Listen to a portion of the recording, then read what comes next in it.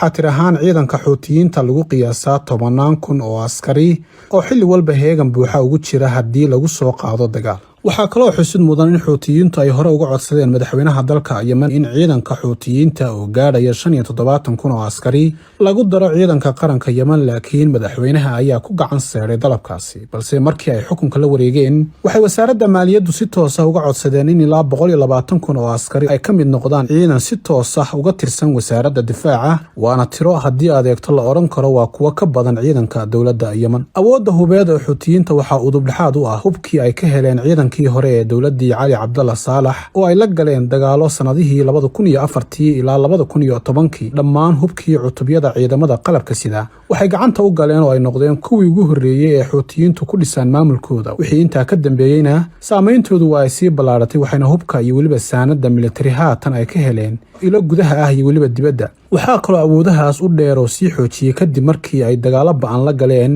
ciidamadii madaxweynihii hore ee Cali Cabdalla Saalax, halkaas oo dilkiisa kadib ay Xuutiyiintu qabsadeen bakhaaradii hubka. hase ahaatee lama odhan karo hubkaasi waxa uu hoos yimaadaa ama gacanta ku hayaa hal awood, balse waxaa wada maamulo ugu yaraan laba dhinac oo kala ah wasaaradda gaashaandhigga oo ay Xuutiyiintu gacan ku hayso, iyo dhinaca labaad oo la odhan karo waa kan ugu miisaanka culus, waana guddi ka kooban oday dhaqameed ama isimada beelaha oo taageero u haya Xuutiyiinta, taasoo ilaa hadda ay ka jirto dalkaasi. dhanka kalena awoodaha hubka ee Xuutiyiintu waa ay kala duwan tahay, waxayna u qaybsamaan sida tan: ciidamada lugta iyo kuwa gaashaaman ee Xuutiyiintu. hubkii kala duwanaa ee ay gacanta ku dhigeen markii ay la wareegeen magaalada caasimadda ee Sanca wuxuu isugu jiraa qoryaha fudud ee AK-47 iyo weliba hoobiyaasha uu ugu horeeyay RPG-7. sidoo kalena qoryaha M2 ee dabajeexa ah iyo madaafiicda lidka diyaaradaha, qaar ka mid ah taangiyada nooca loo yaqaano T-55 iyo weliba dhammaan hubka ka hadhay guutadii hore ee 310aad ee ku sugnaa magaaladaas oo ay gacanta ku dhigeen kadib markii guutadaas ay ka hor timid dagaalna la gashay ciidankii Xuutiyiinta. inkastoo cutubyada xoogga ee Xuutiyiinta lagu hayo boqolaal weerar oo dhinaca cirka ah, islamarkaana dagaal toos ah oo adag aysan la gelin ciidanka isbahaysiga ee horkacayo Sacuudiga iyo Imaaraadku,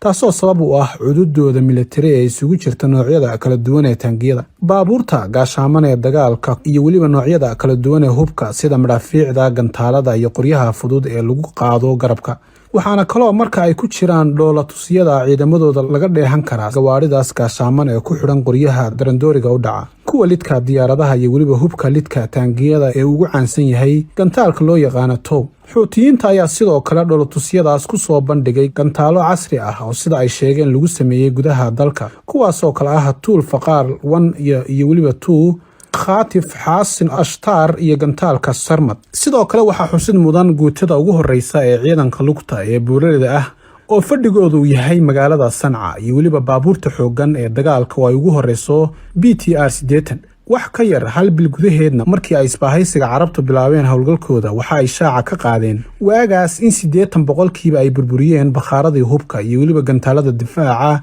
ee hawada, balse Xuutiyiinta ayaa markii dambe beeniyey warkaasi. iyadoo awoodda dhanka gantaalada ee ka kooban noocyada gantaalada ridada gaaban iyo kuwa ridada dhexe ay Xuutiyiintu gacanta ku hayaan, dhankooda lagu tiriyo kuwa cad oo muuqda oo la awooda kuwa beriga, badda iyo cirka ayaan horey looga baran ciidankii hore ee Yemen. unugyada ciidan ee ku hawlan qaybaha kala duwan ee difaaca hawada waxaa loo abaabulay hab loogu yeedho kooxaha gantaalaha ee istaraatiijiga ah, waxayna howlahoodu intaa badan u muuqdaan farsamada iyo cilmi-baarista dhanka warshadaha soo saara hubka, sidoo kale dayactirka hubkaas iyo weliba horumarinta wax ka beddelka gantaalada qaarkood, waana kuwa saameyntoodu ay si aad ah u muuqato. waxaana ugu caansan oo xudun u ahaa gantaaladii hore ee Scud B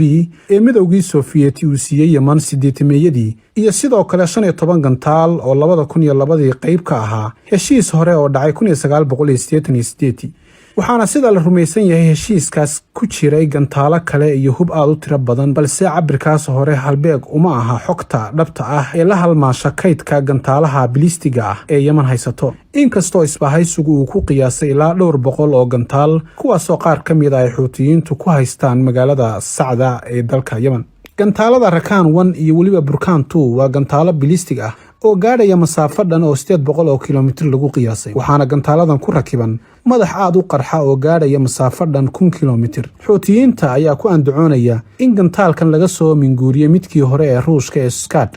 qaaxir 1 iyo weliba qaaxir 2 sidoo kale waa gantaalo bilistig ah oo halis ah oo masaafadoodu ay gaadhayso inta u dhaxaysa 250 kilomitir ilaa 400 kilomitir. waana gantaalo laga soo minguuriyey gantaaladii hore ee Ruushku sameeyey ee Sam 2 waxayna xukuumadii hore ee Yemen ay haysatay sida la sheegay 800 ilaa 1000 gantaal.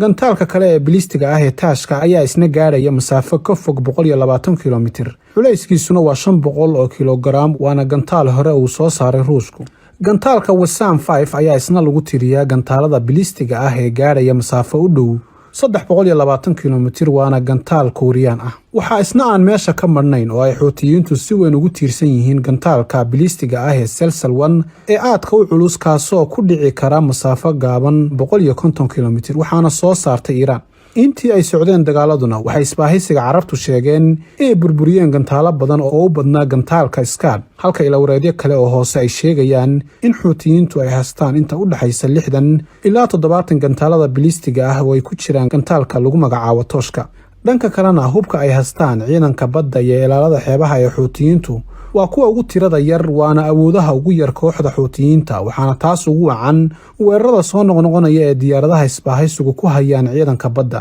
tan iyo maalintii uu bilowday dagaalku. balse Xuutiyiintu sida laga soo xigtay ilaawareedyo qaar waxay ku guuleysteen tan iyo 2016 inay helaan tiro yar oo ah doomo dagaal kuwaasoo tiradooda lagu qiyaasay 12 xabo oo nooca dheereeye ah. waxaana howlgalladooda ka mid ah weerarkii ka dhacay badda cas ee ay ku qaadeen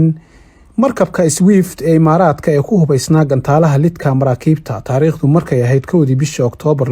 2016 iyo weerarkii kale ee ay ku qaadeen 2 markab oo dagaal oo uu Mareykanku lahaa 2 toddobaad kadib markii ay ka soo wareegtay weerarkii markabkii Swift.